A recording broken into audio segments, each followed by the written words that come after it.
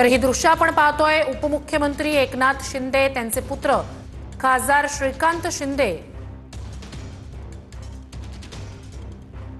हे मतदानासाठी आता दाखल झालेले आहेत। ठाण्यात कुटुंबासह मतदानासाठी उपमुख्यमंत्री एकनाथ शिंदे पोहोचलेले आहेत। उपमुख्यमंत्री एकनाथ शिंदे त्यांच्या पत्नी सोबतच पुत्र खासदार श्रीकांत शिंदे हे मतदानासाठी दाखल झालेत।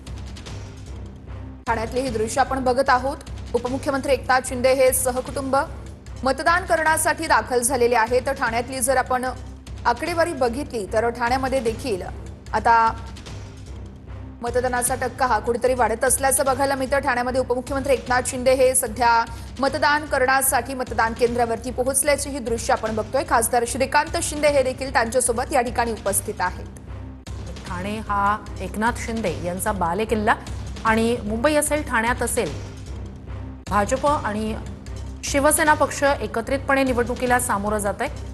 ठाण्याचा हा बालेकिल्ला पुन्हा एकदा आपल्या ताब्यात राहावा यासाठी प्रयत्न एकनाथ शिंदे यांचे नवी मुंबईत स्वतंत्रपणे लढत आहेत। भाजप आणि शिवसेना इतरही अनेक महानगरपालिकांमध्ये स्वतंत्रपणे लढत आहे। मात्र मुंबई आणि ठाण्यात एकत्रितपणे निवडणुकीला सामोरे जात आहेत भाजप शिवसेना।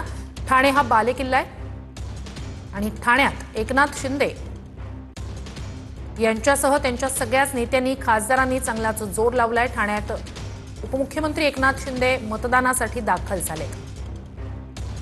ठाण्यातली ही दृश्य आपण बघत आहोत। उपमुख्यमंत्री एकनाथ शिंदे हे मतदान करण्यासाठी आता दाखल झालेले आहेत। सहकुटुंब ते मतदानाचा हक्क बजावणार आहेत। तर आज सकाळपासूनच अनेक नेत्यांनी कुटुंबासह मतदान केंद्रावर दाखल होत मतदान केलंय। नागरिकांना सुद्धा घराबाहेर पडून मतदान करण्याचं आवाहन करण्यात आलेलं आहे। आणि आता सध्या उपमुख्यमंत्री एकनाथ शिंदे कुटुंबासह मतदानासाठी दाखल झालेत। जसं एकनाथ शिंदे यांच्यासाठी ठाणे हा बालेकिल्ला मानला जातो तसं शिवसेनेसाठी देखील खरं तर एकनाथ शिंदे यांच्यासोबतच शिवसेनेसाठी देखील ठाणे हा बालेकिल्ला म्हणावा लागेल। ठाण्यामध्ये उपमुख्यमंत्री एकनाथ शिंदे हे आता सहकुटुंब मतदानासाठी दाखल झालेले आहेत आणि त्यांच्यासोबत श्रीकांत शिंदे हे देखील उपस्थित आहेत। उपमुख्यमंत्री एकनाथ शिंदे यांच्या पत्नी देखील त्यांच्यासोबत या ठिकाणी उपस्थित आहेत। सहकुटुंब उपमुख्यमंत्री एकनाथ शिंदे हे मतदान करण्यासाठी दाखल झालेले आहेत। ठाण्यामध्ये 19% मतदान झाल्याचं सांगितलं जात आहे। सकाळी 11:30ची ही संपूर्ण आकडेवारी समोर आलेली आहे। ठाण्यामध्ये 19% मतदान झालंय। तर ही दृश्य अगदी काही क्षणापूर्वीच मतदान केंद्रात पोहोचलेले आहेत। उपमुख्यमंत्री एकनाथ शिंदे त्यांचं कुटुंब त्यांच्यासोबत मतदानासाठी दाखल झालेलं आहे।